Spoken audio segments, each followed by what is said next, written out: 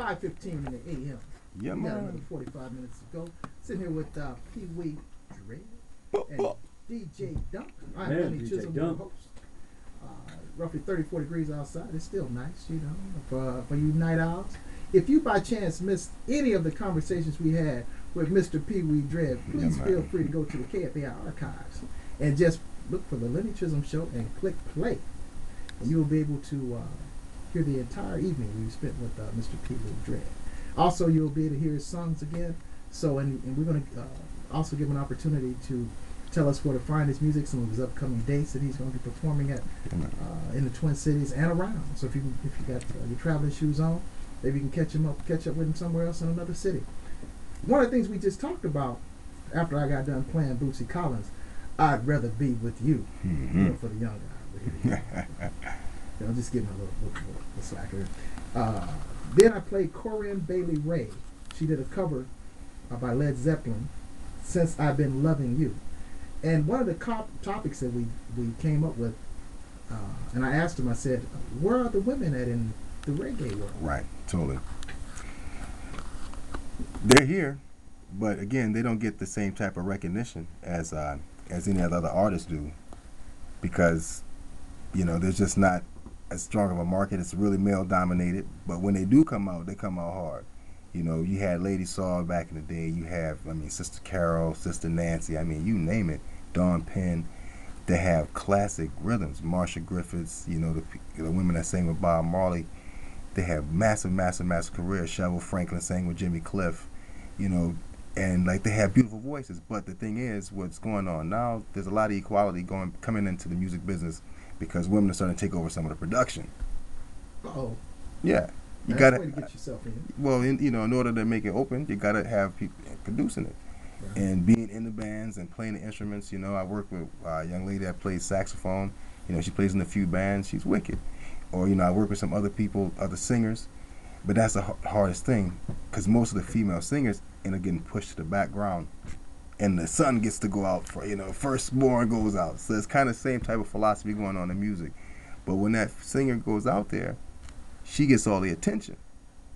When the female's out there, they usually get all the attention, and so it makes a lot of the guys jealous, so they keep them off the stage, which is unfortunate because you kill a lot of talent that way.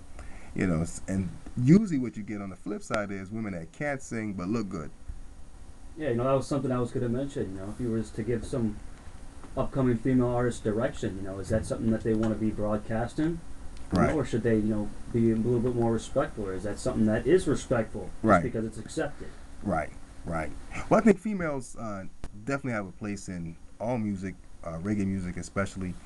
You know, they can, and they do. I mean, there's some great reggae singers, man, female singers. I mean, they're all over. J.C. Lodge. I mean, there's so many good singers, and there's just a history of great reggae female singers. But again, like I said, a lot of them started in the background. They were backup singers for somebody, you know. But even some of the good singers in R&B and hip hop were backup singers. And I think that's what happens to reggae music, because there's not a lot of room for a female in reggae music. They sing R&B, and R&B is a easier genre for them to break in, and they do it 10 times better sometimes. Why do you think that is? Well, because R&B's been saturated with some of the same type of stuff that the other music, hip-hop's been saturated with. Just get bogged down, same song over and over and over again. And you need a new perspective. And you don't get a new perspective when you're doing the same thing. Right. Hip-hop died the same. I mean, that's how it turned from Melly Mel, man, The Message and all them, man, them two, they're wicked. That stuff was where it was at. You had MC Light. You had Roxanne Shante, the real Roxanne. You had, you know, other hip-hop artists, Queen Latifah. But Yo-Yo, I mean, where did they go? You know, some of them went into production, some of them went into acting, some went into other stuff because they had to diversify. But you got Will Smith. Shit, he was Fresh Prince of Bel-Air. He made all kinds of money, man. I mean, and he did some crazy movies. You know, I mean, man, making $20 million, you know, a whop, just showing up.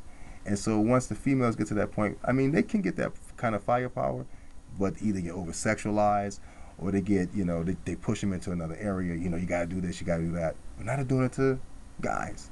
I mean, these guys, I mean, Lil Wayne's wearing skinny jeans, man. It's like, come Oh. on, brother. Oh. What happened? I saw I didn't think we were that. gonna talk about the skinny jeans tonight, but here we go. It's 5 in the morning. Yeah, it's just like, dude. Man. But he went to my high school, so you know, I kind of feel bad, I saw man. the You skinny know. jeans, and I was like, "What's up with that?" Yeah, but you know, this is the industry. You know, somebody's telling them, hey, that's what you need to do. You want to get paid?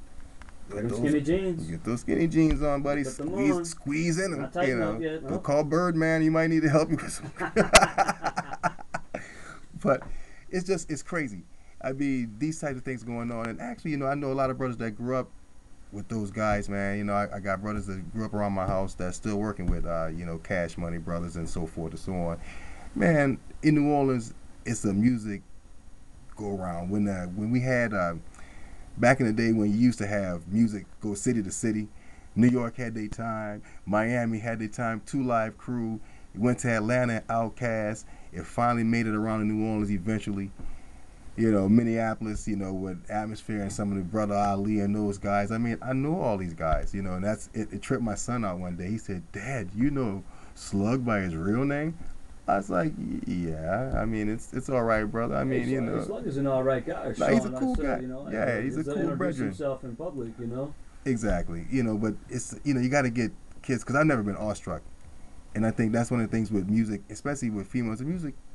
Going back to that this point, you know, they can't get awestruck, they can't get pushed out, they can't get on the side, you know, and not everybody's gonna be Britney Spears.